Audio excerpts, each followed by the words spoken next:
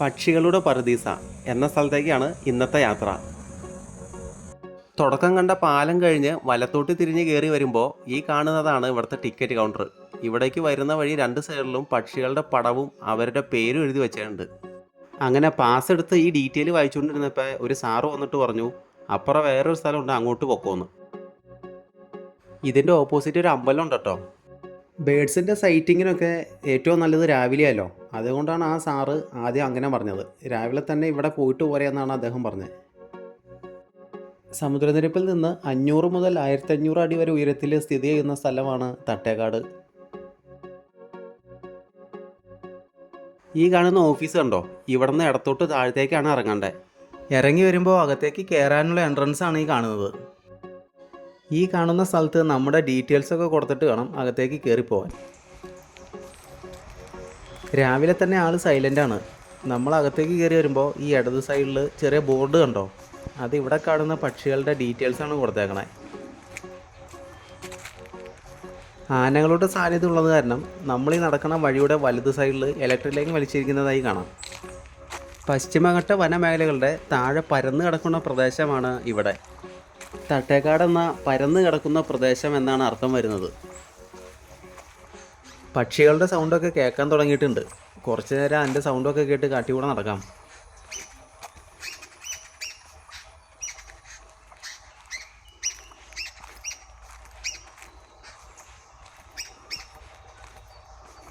പക്ഷികളുടെ സൗണ്ട് കുറേ കേൾക്കണ്ടെങ്കിലും നമ്മുടെ സുഹൃത്തുക്കളെ ഒന്നും നേരിട്ട് കാണാൻ പറ്റിയിട്ടില്ല.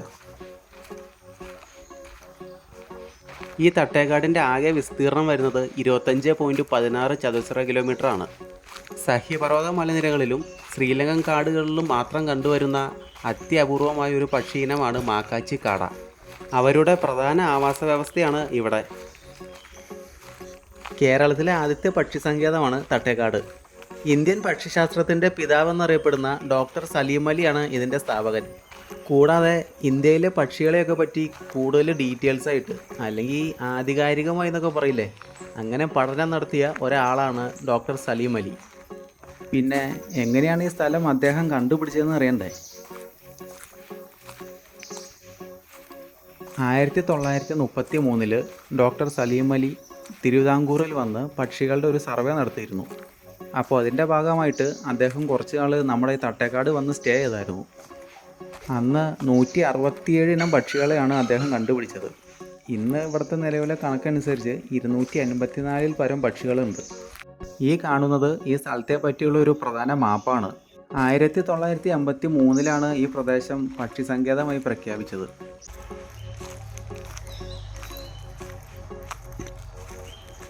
പിന്നെ ഇവിടുത്തെ ഫസ്റ്റ് ചോയ്സ് പക്ഷികളാണല്ലോ. അതുങ്ങളൊന്നും കൂടാണ്ട് വേറെ കുറച്ച് ആശാന്മാരും കൂടി ഉണ്ട് ഇവിടെ. അങ്ങനെ പറഞ്ഞ് നടന്നപ്പോൾ പെട്ടെന്നൊരു സൗണ്ട്. പതുക്കെ അവിടെ ഒന്ന് നിന്നു. മേളിലേക്ക് നോക്കിയപ്പോൾ മലയണ്ണാനുണ്ട്. പുള്ളി ആർക്കെന്തോ സിഗ്നൽ കൊടുത്തിട്ടുണ്ട്. അങ്ങനെ പറയല്ലാതെ തിരിഞ്ഞു നോക്കിയപ്പോൾ ഒരു മാൻ പോണു. കാട്ടിൽ ആര് കാല് കുത്തിയാലും പുള്ളി അവരുടെ കൂട്ടുകാർക്ക് സിഗ്നൽ കൊടുത്തിരിക്കും. അതിനുവേണ്ടിയാലോ കൂട്ടുകാരൊക്കെ പുള്ളിനെ കാടിൻ്റെ എൻട്രൻസിൽ തന്നെ നിർത്തിയാക്കണേ. പണ്ട് കാലങ്ങളിൽ നായാട്ടിന് ആൾക്കാർ കാട്ടിലേക്ക് കയറുമ്പോൾ മലയണ്ണാൻ ഇത് കണ്ട് അവൻ്റെ കൂട്ടുകാർക്ക് സിഗ്നൽ കൊടുക്കും. ഇത് കേൾക്കുമ്പോൾ തന്നെ മറ്റു മൃഗങ്ങൾ ഉൾക്കാട്ടിലേക്ക് കയറിപ്പോവും. പിന്നീട് ഇവർ കാട്ടിൽ നിന്ന് തിരിച്ചിറങ്ങി പോകുമ്പോൾ ഇവൻ അടുത്ത സിഗ്നൽ കൊടുക്കും. അപ്പോൾ ഈ കാടുകളിലേക്ക് കയറിപ്പോയ മൃഗങ്ങൾ തിരിച്ചു വരും. ഇങ്ങനെയാണ് മലയണ്ണാൻ മറ്റു മൃഗങ്ങളെ സഹായിക്കുന്നത്. 2 മാനുകളുണ്ടായിരുന്നു. ക്യാമറയിൽ ഓരോരുത്തരെയാണ് കിട്ടിയത്. ആ മാനുകൾ ഓടി വന്നപ്പോൾ ഒരു സൗണ്ട് ഉണ്ടായിരുന്നു. അത് കാട്ടിൽ നിന്ന് തന്നെ നമ്മൾ അനുഭവിക്കണം.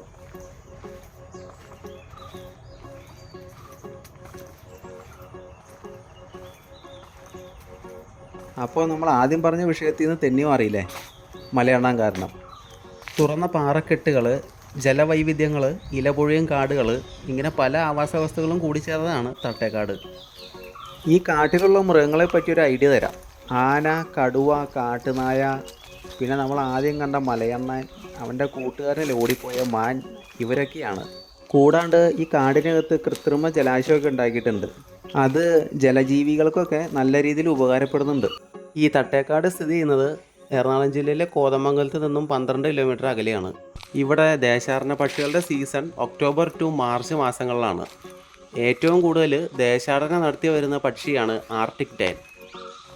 ആർട്ടിക് പ്രദേശങ്ങളിൽ നിന്നും ശീതകാല വസതിയായ അന്റാർട്ടിക് പ്രദേശത്തേക്കാണ് ഇവർ സഞ്ചരിക്കുന്നത്. വർഷത്തിൽ 70,000 കിലോമീറ്റർ വരെ ഇവർ സഞ്ചരിക്കുന്നുണ്ട്. ഈ കിലോമീറ്ററൊക്കെ എങ്ങനെ തിരിച്ചറിയണമെന്ന് വെച്ചാൽ പക്ഷികളുടെ കാലുകളിൽ ഒരു റിങ് പോലത്തെ സംഭവം ഘടിപ്പിക്കും. ബേഡ് റിങ് എന്നാണ് അതറിയപ്പെടുന്നത്. ആ റിങ്ങിൻ്റെ അകത്ത് ചെറിയ ട്രാൻസ്മിറ്ററുകൾ ഘടിപ്പിച്ചിട്ടുണ്ടാവും. അങ്ങനെയാണ് പക്ഷികൾ അന്തരീക്ഷത്തിൽ ഇപ്പോൾ എവിടെയാണ്, എത്ര ദൂരം സഞ്ചരിച്ചു എന്നൊക്കെ അറിയാൻ പറ്റുന്നത്. ഇന്ത്യയിലെ ബോംബെ നാച്ചുറൽ ഹിസ്റ്ററി സൊസൈറ്റിയാണ് ഇത്തരത്തിലുള്ള പഠനങ്ങൾ നടത്തുന്നത്. ദേശാടന പക്ഷികളെന്നല്ലോ നമ്മൾ കേട്ടേക്കണേ. അപ്പോൾ എന്താണ് ദേശാടനം എന്ന് നോക്കിയാലോ. പ്രതികൂല കാലാവസ്ഥയിൽ ഉണ്ടാകുന്ന ഭക്ഷണക്ഷാമം മൂലം ഭക്ഷണം തേടിയുള്ള യാത്രേനെയാണ് ദേശാടനം എന്ന് പറയുന്നത്. ദേശാടന പക്ഷികൾ എന്ന് പറയുന്നത് ശരിക്കൊരു അത്ഭുതം തന്നെയാണ്. അങ്ങനെ കാട്ടിലെ കറക്കമൊക്കെ കഴിഞ്ഞ് ഇതിൻ്റെ അകത്തേക്ക് കയറുകയാണ്. മുതിർന്നവർക്ക് 60 രൂപയും കുട്ടികൾക്ക് 45 രൂപയാണ് ഇവിടെ ചാർജ് വരുന്നത്. പിന്നെ ഇവിടുത്തെ വേറൊരു ആക്ടിവിറ്റിയാണ് ബോട്ടിങ്. അതും മുതിർന്നവർക്ക് 150 രൂപയും കുട്ടികൾക്ക് 70 രൂപയാണ് ചാർജ്. അങ്ങനെ അകത്തേക്ക് കയറി വരുമ്പോൾ ഈ വലത് സൈഡിൽ കാണുന്നുണ്ടോ, ഒരേ പക്ഷികളെ പറ്റിയുള്ള ഡീറ്റെയിൽസാണ് ഇങ്ങനെ കൊടുത്തേക്കണേ. പക്ഷികളും ഉണ്ട്, പിന്നെ ഇവിടുത്തെ സ്ഥലത്തെയും പറ്റിയുണ്ട്. അവിടെ നിന്ന് ഇടത്തോട്ട് തിരിഞ്ഞ് കയറി വരുമ്പോൾ ഈ കാണുന്ന ഒരു ബിൽഡിങ് കാണാം. ഇതിൻ്റെ അകത്ത് കംപ്ലീറ്റ് പക്ഷികളെ പറ്റിയുള്ള കൂടുതൽ ഡീറ്റെയിൽസാണ് കൊടുത്തേക്കണേ. ഒരു മ്യൂസിയം എന്ന് വേണമെങ്കിൽ പറയാം. അതിൻ്റെ നേരെ ഓപ്പോസിറ്റായിട്ടാണ് നക്ഷത്രവനവും ബട്ടർഫ്ലൈ പാർക്കും വരുന്നത്. നക്ഷത്രവനം എന്ന് പറയുന്നത് നമ്മുടെ ഒരു നാളുണ്ടല്ലോ, അശ്വതി ഭരണി, ആ നാളുകാരുടെയൊക്കെ മരങ്ങൾ, സസ്യങ്ങൾ, അത് ഏതൊക്കെയാണെന്നാണ് ഇവിടെ കൊടുത്തേക്കണേ. അതിനോട് ചേർന്ന് തന്നെയായിട്ടാണ് ബട്ടർഫ്ലൈ പാർക്ക്. അവിടെ പൂമ്പാറ്റകളുടെ പടങ്ങളും അവയുടെ പേരുകളുമാണ് കൊടുത്തേക്കണേ. ഇവിടെ കൊടുത്തേക്കണ ഈ പടങ്ങളൊക്കെ കണ്ടപ്പോഴാണ് ബട്ടർഫ്ലൈസിനൊക്കെ ഇങ്ങനത്തെ പേരൊക്കെ ഉണ്ടോയെന്ന് തന്നെ ആലോചിക്കണേ.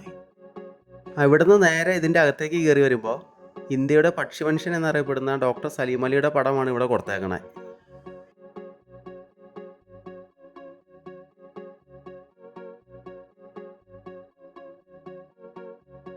അകത്തേക്ക് കയറുന്നതിൻ്റെ മുമ്പ് തന്നെ തട്ടേക്കാരൻ്റെ ചരിത്രം അവിടെ കൊടുത്തിട്ടുണ്ട്. പുറത്തുനിന്ന് നോക്കുമ്പോൾ ഇതിൻ്റെ അകത്ത് ഇത്രയും ഡീറ്റെയിൽസ് ഉണ്ടെന്ന് നമുക്ക് തോന്നില്ല. വൈൽഡ് ലൈഫൊക്കെ ഇഷ്ടപ്പെടുന്നവർ തീർച്ചയായും വന്നിരിക്കേണ്ട ഒരു സ്ഥലം കേട്ടോ അത്. അത്രയ്ക്ക് ഡീറ്റെയിൽസ് ആയിട്ടാണ് ഇവിടെ ഒരു പക്ഷികളെയും മൃഗങ്ങളെയൊക്കെ പറ്റി കൊടുത്തേക്കണേ. വൈൽഡ് ലൈഫിൽ തന്നെ ബേർഡ് ഫോട്ടോഗ്രാഫിക്ക് പ്രാധാന്യം കൊടുക്കുന്നവർ തീർച്ചയായും ഇതൊക്കെ ഒന്ന് വന്ന് കണ്ടിരിക്കേണ്ടതാണ്. ഇവരിവിടെ സെറ്റ് ചെയ്ത് വെച്ചേക്കണ ഓരോ രീതികളുണ്ടല്ലോ, പക്ഷികളും അവരുടെ ഡീറ്റെയിൽസും പിന്നെ ഫോസിലുകളും, അതെല്ലാം വളരെ മനോഹരമാണ്. ഇതെല്ലാം ഈ കാണുന്ന മൃഗങ്ങളുടെ ഒറിജിനൽ ഫോസിലാണ്. ഇതും ഒരേ പക്ഷികളുടെ കൂടാണ് കൊടുത്തിരിക്കുന്നത്. ഏത് പക്ഷികളുടെയാണ് കറക്റ്റ് എല്ലാ ഡീറ്റെയിലും ഇതിൻ്റെ അകത്ത് എഴുതി വെച്ചിട്ടുണ്ട്. അങ്ങനെ അവിടെ നിന്ന് പുറത്തിറങ്ങി വരുമ്പോൾ തൊട്ട് താഴെ കാണുന്നതാണ് ഔഷധ സസ്യങ്ങളുടെ പാർക്ക്. എല്ലാ ഔഷധങ്ങളുടെ പേരും മറ്റ് ഡീറ്റെയിൽസുമാണ് ഇവിടെ എഴുതി വച്ചേക്കുന്നത്. സസ്യങ്ങളുടെ പാർക്ക് കഴിഞ്ഞ് താഴത്തേക്ക് ഇറങ്ങി വരുമ്പോൾ ഈ കാണുന്ന സ്ഥലത്തു നിന്നാണ് ബോട്ടിങ് തുടങ്ങുന്നത്.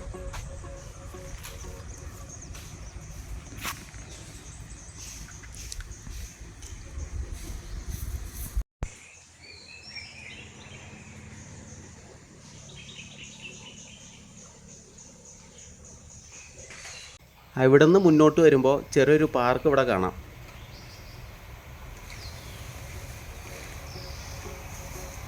ആ പാർക്കിനോട് ചേർന്നായിട്ടാണ് അക്വേറിയങ്ങൾ ഇവിടെ റെഡിയാക്കി വെച്ചേക്കണേ. എല്ലാത്തിലും അത്യാവശ്യം മീനുകളെ കാണാൻ പറ്റും. പിന്നെ ഈ കാണുന്ന കൂടുകളിൽ ഒരു മയിലുണ്ട്, പിന്നെ ഒരു മൂങ്ങയുണ്ട്. അധികം ഇങ്ങനത്തെ കൂടുകളിൽ ഇവർ കാട്ടിൽ നിന്ന് റെസ്ക്യൂ ചെയ്തുകൊണ്ട് വന്ന മൃഗങ്ങളെയാണ് ഇവിടെ ഇടുന്നത്. അങ്ങനെ ഇതൊക്കെ കണ്ടുകൊണ്ടിരുന്നപ്പോഴാണ് ഗൈഡ് വന്നിട്ട് ബോട്ടിങ് റെഡിയായെന്ന് പറഞ്ഞത്. എന്നാൽ ഇനി ബോട്ടിലൊന്ന് കറങ്ങിയിട്ട് വരാം. അങ്ങനെ ബോട്ടിലേക്ക് കയറാൻ പോയപ്പോൾ ഒരു സംഭവം ഉണ്ടായി. നമ്മുടെ ഒപ്പം വേറെ കുറച്ച് ആൾക്കാരും കൂടി ഉണ്ടല്ലോ. അതിലൊരാൾ ആ ബോട്ട് ഓടിക്കുന്ന ചേട്ടനോട് ചോദിച്ചു, ഇവിടുത്തെ കൂടുകളിൽ പക്ഷികളൊന്നുമില്ലല്ലോ, പിന്നെ നിങ്ങളെന്തിനാണ് ഇവിടെ പക്ഷി സങ്കേതം എന്ന് പറയണതെന്ന്. ഇത് കേട്ടപ്പോൾ ബോട്ട് ഓടിക്കുന്ന ചേട്ടൻ കലിപ്പായി. അപ്പോൾ തന്നെ ബോട്ട് ഓടിക്കുന്ന ചേട്ടൻ പുള്ളിയോട് ചോദിച്ചേ, പക്ഷികളെയൊക്കെ ഞാൻ കാണിച്ചു തരാം, ഞാൻ കാണിച്ചു തന്നാൽ ചേട്ടന് ആ പക്ഷികളെ കണ്ടുപിടിക്കാനുള്ള ഉപകരണമൊക്കെ ഉണ്ടോ എന്ന് ചോദിച്ചു. അപ്പോൾ ചേട്ടൻ എടുത്ത വഴിക്ക് പറഞ്ഞു, നിങ്ങൾക്ക് കുറച്ച് പക്ഷികളെയൊക്കെ കൊണ്ടുവന്ന് ആ കൂട്ടിൽ പിടിച്ചിടാൻ പാടില്ലെന്ന്. അങ്ങനെ ജാസ്തി പ്രോബ്ലം ആയേനെ. അപ്പോഴത്തേക്കും പിന്നെ പറഞ്ഞ് വണ്ടിയിൽ കയറി, വണ്ടിയല്ല ബോട്ടിൽ കയറി, അങ്ങനെ ബോട്ടിങ് തുടങ്ങി. ഇതെന്താ പ്രശ്നം എന്ന് വെച്ചാൽ മിക്കവരും വിചാരിച്ചിരിക്കുന്നത് തട്ടേക്കാടെന്ന് പറയുന്നത് കുറേ പക്ഷികളൊക്കെ പിടിച്ച് കൂട്ടിൽ കാണാൻ പാകത്തിന് ഇട്ടേക്കണേ എന്നാണ്. ആദ്യം നമ്മൾ പോകുന്ന സ്ഥലത്തെ പറ്റി കൂടുതൽ മനസ്സിലാക്കുക. അവിടുത്തെ ഇപ്പോഴത്തെ കണ്ടീഷൻ എങ്ങനെയാണ് മറ്റ് കാര്യങ്ങൾ, അതിനൊക്കെ പറ്റി ഡീറ്റെയിൽഡായിട്ട് ഒന്ന് അറിഞ്ഞിരിക്കുക. കുറച്ചുകൂടി കൃത്യമായിട്ട് പറഞ്ഞാൽ, തട്ടേക്കാട് വരുമ്പോൾ ഇവിടുത്തെ കൂടുകളിൽ കുറേ പക്ഷികളെ കാണാമെന്ന് മൈൻഡ് വെച്ച് ഇങ്ങോട്ട് വന്നിട്ട് കാര്യമില്ല. വിശാലമായ കാടുകളാണല്ലോ ഇവിടെ. കാട്ടിലൂടെ ട്രെക്കിംഗ് ഒക്കെ ചെയ്ത് പക്ഷികളെ വാച്ച് ചെയ്യുന്നവർക്കായിരിക്കും തട്ടേക്കാട് കൂടുതൽ ഇഷ്ടപ്പെടാൻ ചാൻസ് ഉള്ളത്.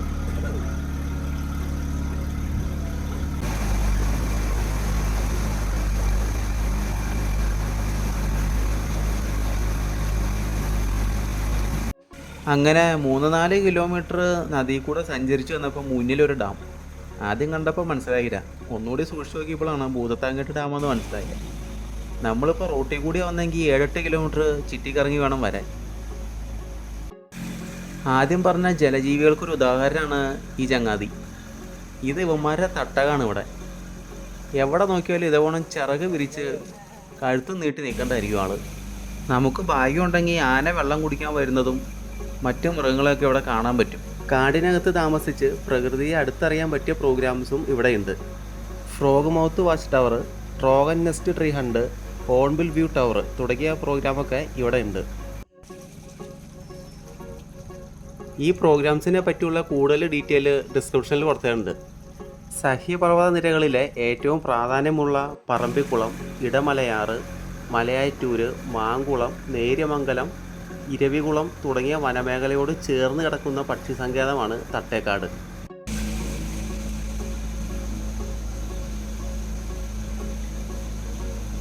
അങ്ങനെ ബോട്ടിംഗ് ഒക്കെ കഴിഞ്ഞ് തിരിച്ചു പോവാണ്. അപ്പോൾ തട്ടേക്കാടിനെ പറ്റിയുള്ള സ്റ്റോറി തീർന്നു. നമുക്കിനി അടുത്തൊരു ട്രാവൽ സ്റ്റോറിയിൽ കാണാം.